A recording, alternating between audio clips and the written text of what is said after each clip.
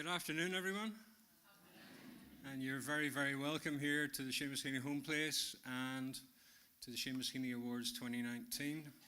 My name's Conor Shields. It's a great privilege for me to welcome you here, and a great privilege for me to be Chief Executive and lead Community Arts Partnership. I was just struck by the opening message there, about in the unlikely event of needing to exit. I was thinking, where have I heard that recently? In an emergency. It's ringing a bell with me, it's ringing a bell. Because these are strange days in many ways, but perhaps every day is a strange day. At a time of endings and beginnings, and at a time of emergency and emergings, I think you find poets at every turn. And it's great to see one arriving just on time.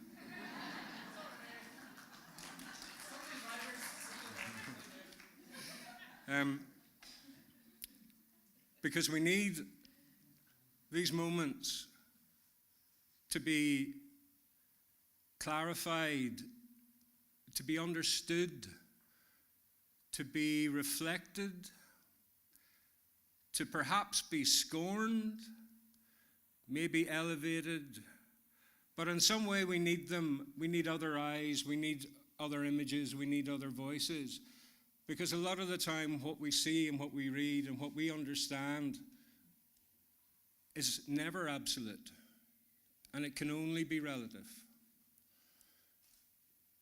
And I think at a moment when we have this strange condition where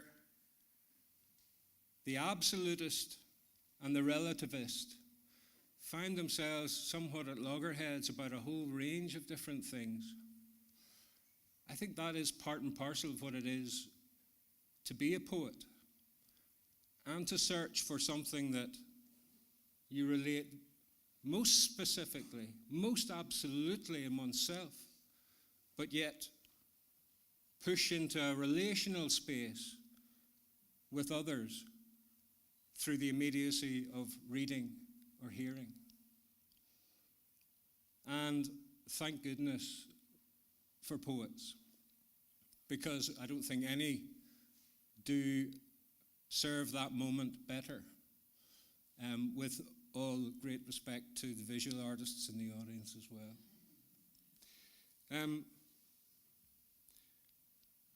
Because this relative thing,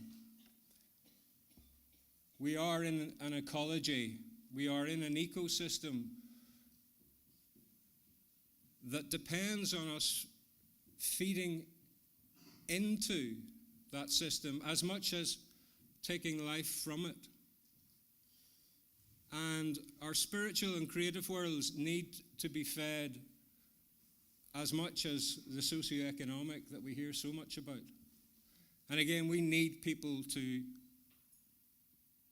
help us with that, to navigate those communications. And it's a great pleasure for Community Arts Partnership, and it has been our mission for, this is our 20th year. We are New Belfast Community Arts. We will celebrate our birthday on the 22nd of December this year. And in the 20 years that we've been going, we have only ever endeavored to help people find that reflective voice, to understand what it is to be a creative producer, and to hear themselves amplified into another space, whether through poetry or through the images of visual arts or through filmmaking or through fashion design or through murals or whatever it might be.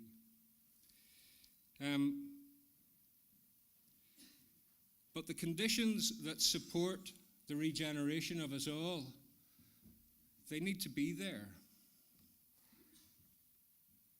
And sometimes I think we take for granted those conditions. But without the ability to regenerate, the arc of our possibility narrows to the point that we lose so much of ourselves and our potential. And at the minute, the arts, of course, are faced with their own emergencies. Most of us in the sector are holding our breath, waiting for funding decisions. But we are waiting for this arc of possibility not to narrow over these next years. Because if ever we were in a space that needs reflection and needs positively reformulated for us so that we can speak to it in another way, it is now. So I'd ask all of you to advocate strongly for the arts and recognize that we must be in this space as well and not be drowned out by some of the other clamour that we hear, because I don't think that clamour is particularly helpful a lot of the time. And I think the arts actually give us life,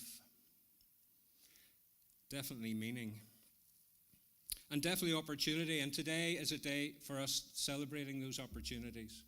It's been a long journey for some here today, both physically, coming from the west of the north, or the north of the west, or perhaps the east of the south.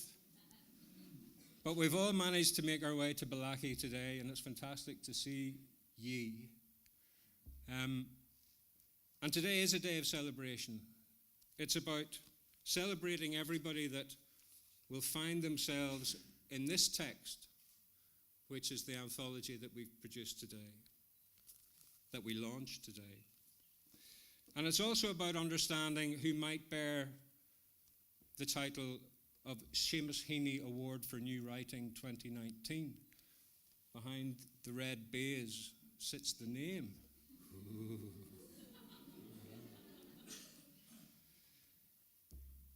And it's lovely to have a member of Seamus's family here today. Dan, it's great to see you. Thank you for coming. And a great communication from Mary, Seamus's widow, apologising to you for not being able to make it here today. She's not feeling just tip-top. But she vowed to be here next year. And she congratulated each and every one for their efforts in this process. And we very humbly and thankfully are so grateful for having the endorsement of the family and supporting you in terms of emerging poets and established poets to have this incredible accolade. We couldn't do this work without the support of yourselves, but our principal funder, the Arts Council of Northern Ireland, continues to support the work that we do, and we're very thankful for that. And I would genuflect, but my knee's not great either. But that is the most singularly necessary part of my job as an administrator for the arts in terms of creating this opportunity, is making sure that we have that support and that you in turn have that support to do what you do. So again, I would say, if you have an opportunity to advocate, do so. So, I've spoken enough. There will be others that will speak far better than I. But I'm going to hand over to Shelley Tracy, who's going to take us through the process today. Today is a day of celebration. It's a day to respect the great work that has gone on right across communities across Northern Ireland. We supported 20 community organisations and writers' groups this year, by far the most that we've done in recent times. Ironically, on less funding. I don't know how that works. I'm doing something wrong somewhere, or maybe I'm doing something right. I'll ask Shelley to take us through the process this afternoon. Thank you all very much for coming, and thank you all for submitting your work, and thank you for loving the arts and loving poetry.